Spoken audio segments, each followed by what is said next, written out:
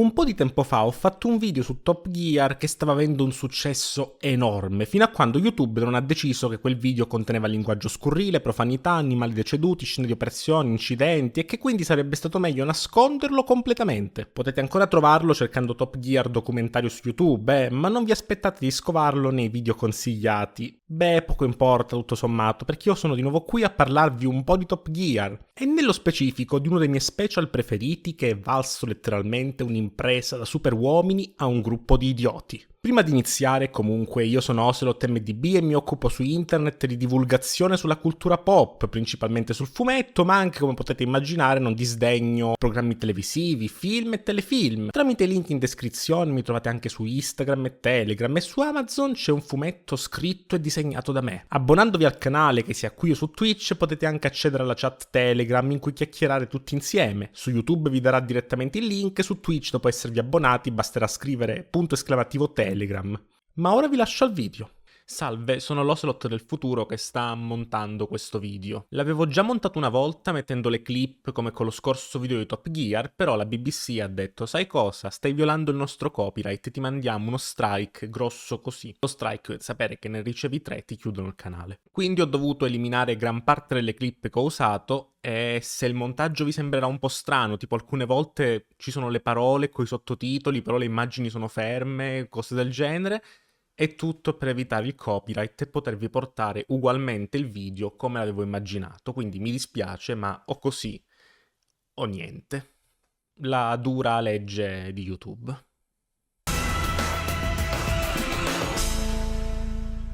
Il 25 luglio 2007 andò in onda sulla BBC 2 uno special di Top Gear, il primo in HD TV, dove i due presentatori Jeremy Clarkson e James May decidevano di essere le prime persone a raggiungere in auto la 1996esima posizione del Polo Nord magnetico, gareggiando contro Richard Hammond su una slitta trainata da cani, in un vero e proprio nuovo contro vecchio. Questo fu effettivamente un qualcosa di inedito per la televisione e anche per il mondo, in quanto effettivamente mai nessuno aveva tentato questa avventura. Ma è bene specificare una cosa prima di entrare nello specifico dello special. Nell'episodio si parla spesso di raggiungere il Polo Nord, ma in realtà, anche guardando le loro coordinate, viaggiarono per il Polo Nord magnetico, che sono due cose ben distinte, come potete vedere su questa mappa che vi sto mostrando. Per una serie di motivazioni che sono troppo ignoranti per capire in pieno, praticamente il Polo Nord è la cima della Terra e il Polo Nord magnetico è dove invece punta una bussola.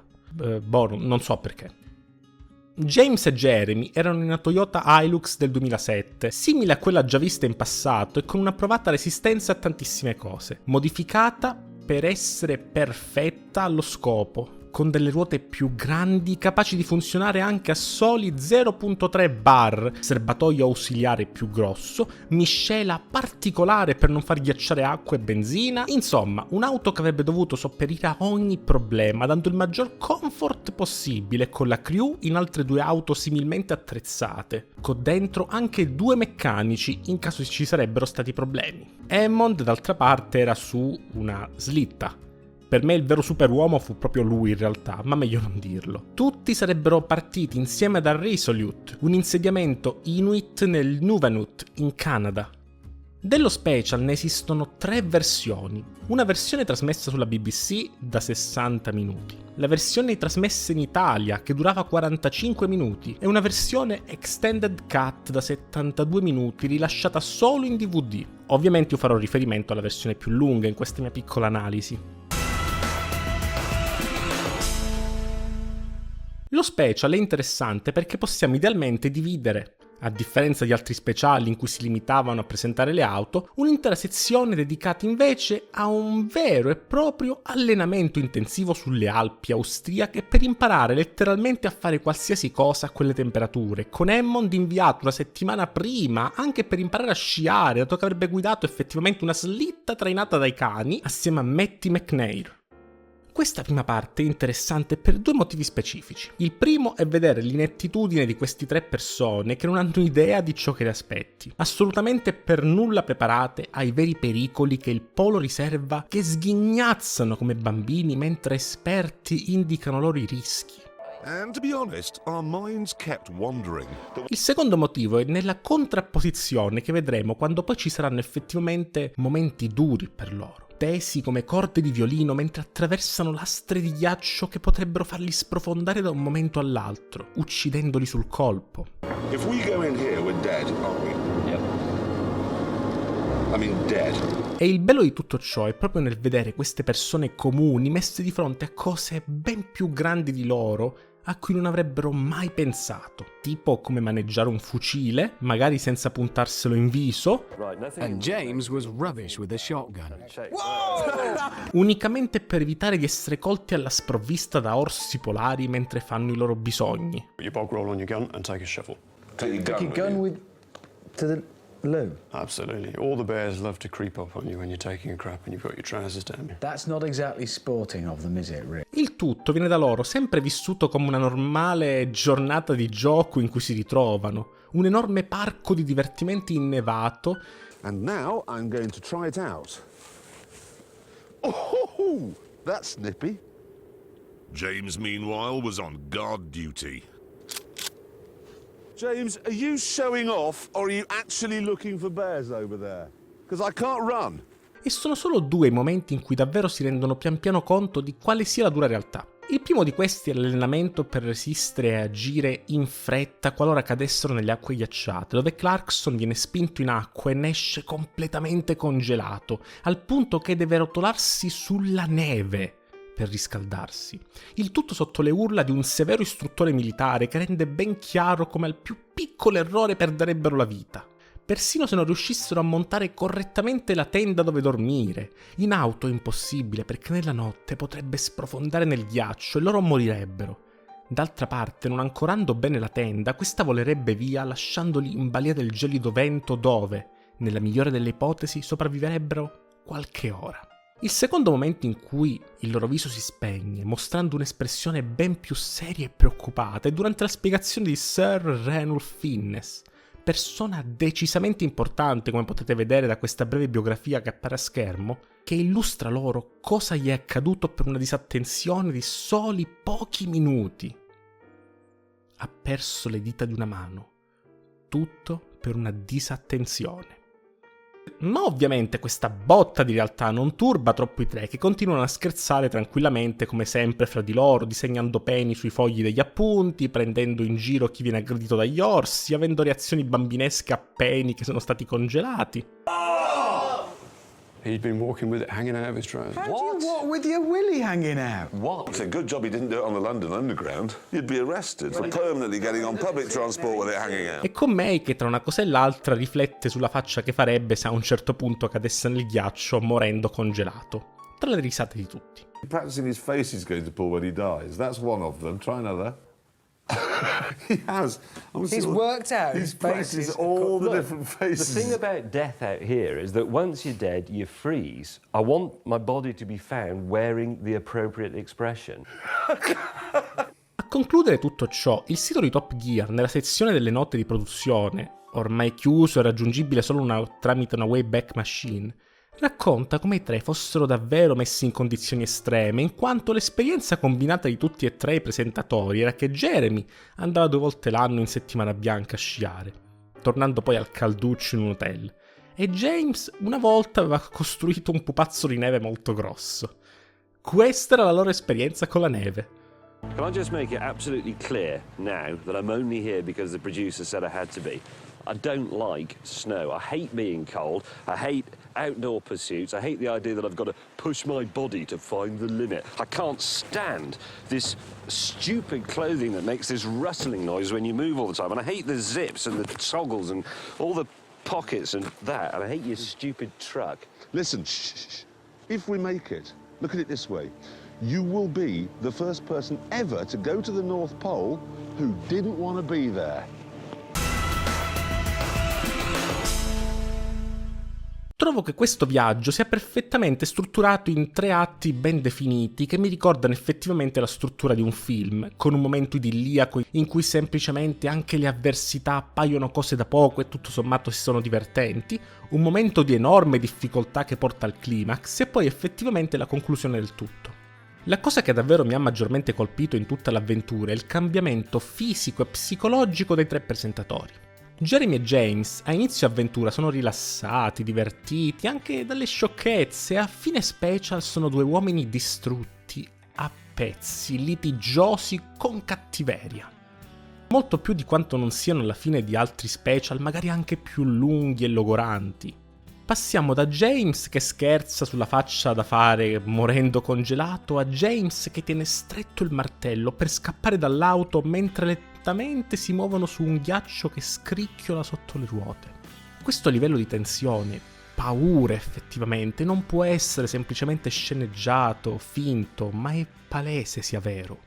E allo stesso modo anche Hammond, che viene spezzato anche prima, in quanto comunque parliamo di una persona costretta a sciare anche 9 ore al giorno, che perde completamente la sua verve comica e diventa taciturno, riflessivo, finendo col girare piccoli video in solitaria in cui racconta le sue emozioni, come si sente, in un sacco a pelo congelato durante la notte, spiegando come si ritrovi a piangere senza neanche sapere il motivo, con le lacrime che ghiacciano gli occhiali e gli pungono il volto.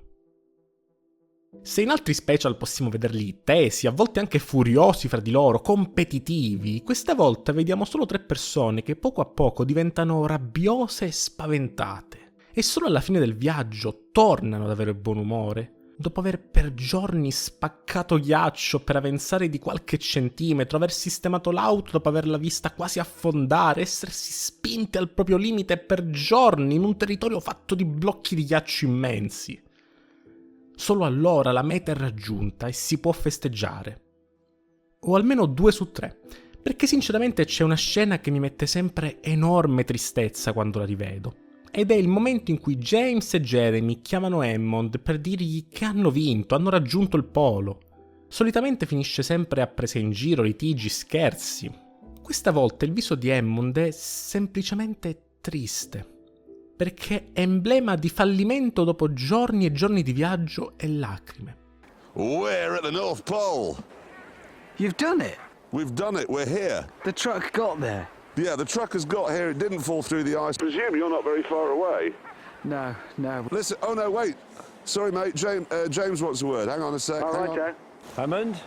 Yes, mate. May. Bad luck. That was it, really. No.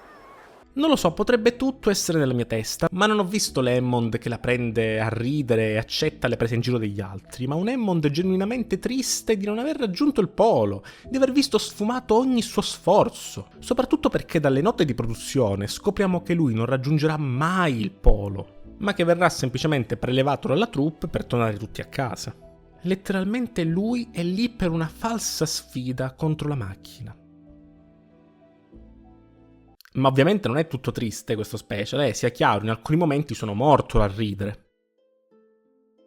Come detto, il viaggio parte in realtà in maniera molto idilliaca, con addirittura momenti quasi di storia naturale, con orsi polari, scherzi sul come andare in bagno in simili situazioni, sciare trainati dalla macchina.